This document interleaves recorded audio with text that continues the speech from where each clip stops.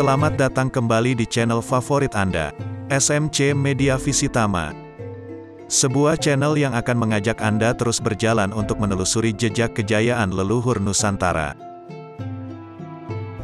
Kali ini kita akan melangkahkan kaki menyusuri sang waktu menuju lembaran sejarah di sekitar abad ke-15 Masehi.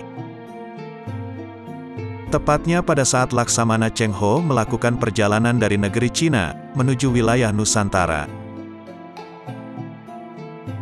Majapahit adalah salah satu kerajaan besar yang diperkirakan berpusat di wilayah Mojokerto, Jawa Timur. Kerajaan ini tercatat dalam sejarah mencapai zaman kejayaan pada saat dipimpin oleh Raja Hayam Wuruk, tepatnya pada abad ke-14 Masehi.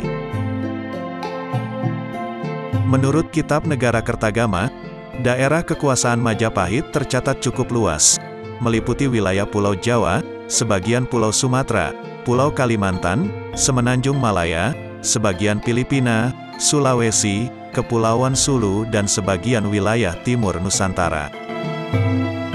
Kitab ini juga mencatat tentang budaya luhur Majapahit, diantaranya adalah seni arsitektur bangunan yang indah, tata perkotaan yang baik, dan ritual keagamaan yang sangat ditaati.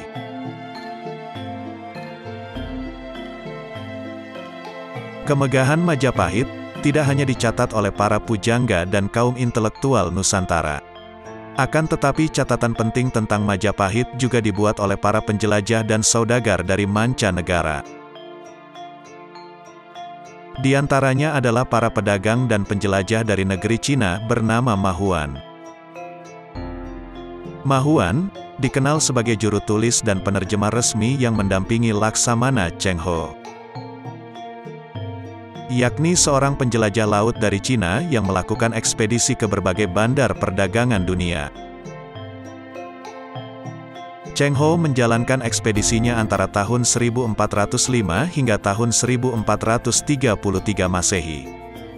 Ma Huan mendapatkan tugas khusus dari dinasti Ming untuk berlayar mendampingi Laksamana Cheng Ho untuk berkeliling ke berbagai penjuru dunia.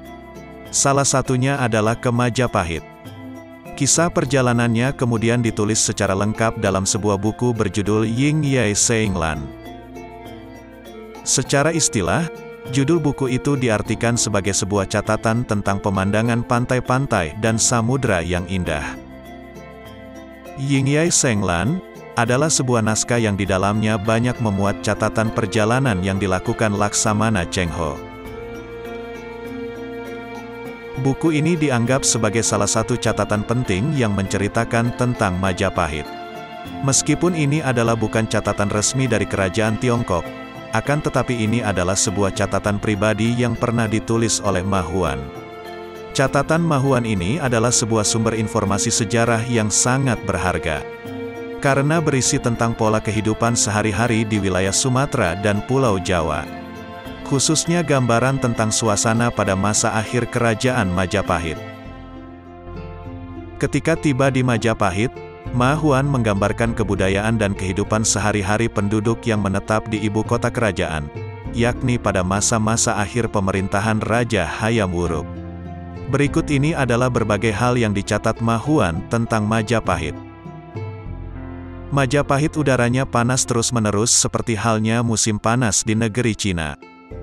Panen padi 2 kali dalam setahun, tanaman padi bentuknya kecil dan berasnya berwarna putih bersih. Ada buah jarak dan karapodang, tapi tidak dijumpai tanaman gandum. Kerajaan itu menghasilkan kayu sepang, kayu cendana, kayu besi, batu mulia, emas dan batu intan. Hasil buminya antara lain cabai merah panjang, buah pala, dan tempurung penyu yang sudah diolah maupun yang masih mentah. Jenis burungnya terlihat aneh, ada yang sebesar ayam dengan bulu yang berwarna-warni. Ada burung beo yang semuanya dapat diajari berbicara seperti orang. Ada burung merak, kakatua yang berwarna-warni dan jenis burung lain yang indah dipandang mata. Penduduk di pantai utara kota-kota pelabuhan, seperti Gresik, Tuban, Surabaya, dan Canggu, kebanyakan menjadi pedagang.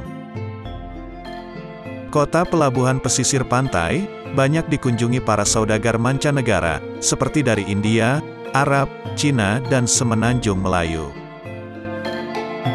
Ma Huan juga memberitakan bahwa di kota-kota pelabuhan tersebut banyak orang Cina dan Arab yang menetap dan berprofesi sebagai pedagang.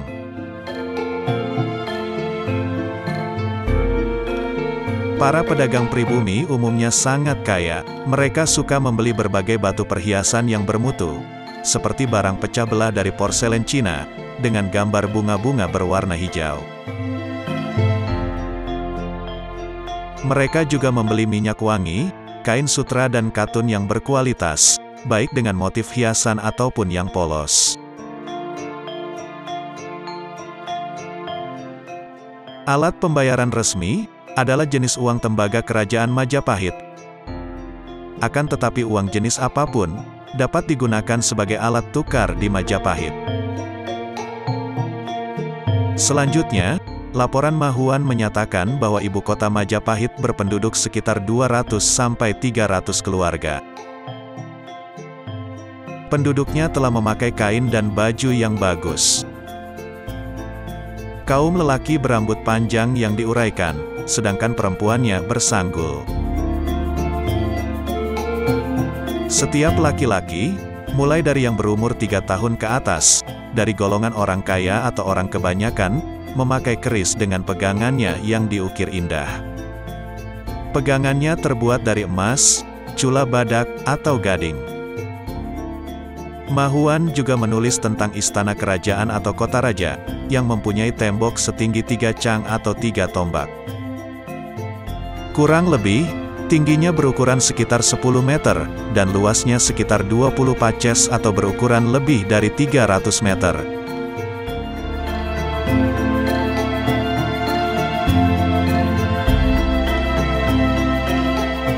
Menurut Ma Huan, tembok pagar istana dikelilingi 2 lapis pintu gerbang.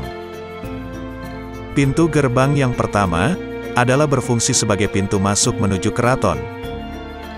Sedangkan pintu kedua adalah pintu khusus bagi sang raja dan kerabat terdekatnya. Penjagaan keraton sangat ketat dan berlapis. Sedangkan kondisi keraton terlihat bersih dan rapi. Tempat tinggal raja dikelilingi tembok bata setinggi 9 meter dan pintu gerbangnya 2 lapis. Lantai rumahnya dilapisi sejenis tikar yang terbuat dari rotan halus atau sejenis anyaman rumput. Sedangkan atap rumahnya terbuat dari kayu yang dibelah, kemudian dijadikan genting.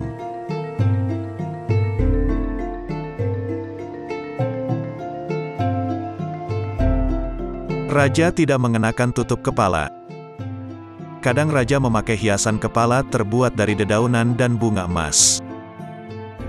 Tubuh bagian atas sang raja tidak ditutupi kain. Sedangkan bagian bawah dilapisi lembaran kain penuh motif indah jenis bunga-bunga.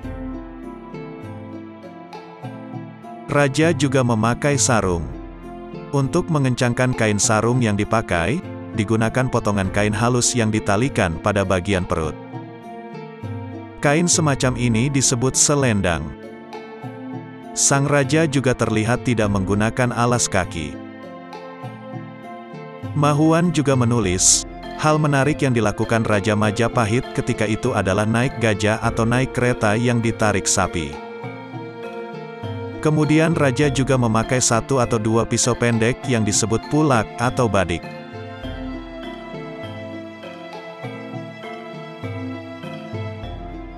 Ukurannya lebih kecil dari pedang dan lebih besar dari pisau. Benda inilah yang dikenal oleh penduduk Majapahit sebagai keris. Apabila bertengkar, mereka dengan cepat menyiapkan kerisnya. Pantangan bagi penduduk Jawa adalah memegang kepala orang lain. Karena hal ini dianggap sebagai penghinaan yang akan menimbulkan perkelahian berdarah. Mereka biasa duduk di rumahnya tidak menggunakan bangku, tidur tanpa memakai ranjang, dan makan tanpa memakai sumpit. Baik laki-laki ataupun perempuan, senang memakan sirih sepanjang hari. Jika ada tamu datang, yang disuguhkan bukannya teh, melainkan sirih dan pinang. Pada saat bulan terang, terutama bulan purnama, mereka senang bermain bersama sambil bernyanyi. Dilakukan bergiliran antara berbagai kelompok laki-laki dan perempuan. Tontonan yang banyak digemari adalah bentuk cerita wayang beber, yaitu kisah wayang yang dilukiskan pada kain yang direntangkan atau dibeber oleh sang dalang, kemudian menceritakan berbagai adegan yang ada di dalam gambar itu. Itulah sekilas gambaran Mahuan tentang Majapahit secara umum, terutama tentang kondisi ibu kotanya, yang ditulis berdasarkan penglihatan secara langsung pada saat berada di Majapahit mendampingi Laksamana Cheng Ho pada abad ke-15. Demikianlah perjalanan kita kali ini. Jangan lupa untuk like, share dan subscribe channel SMC Media Visitama YouTube channel,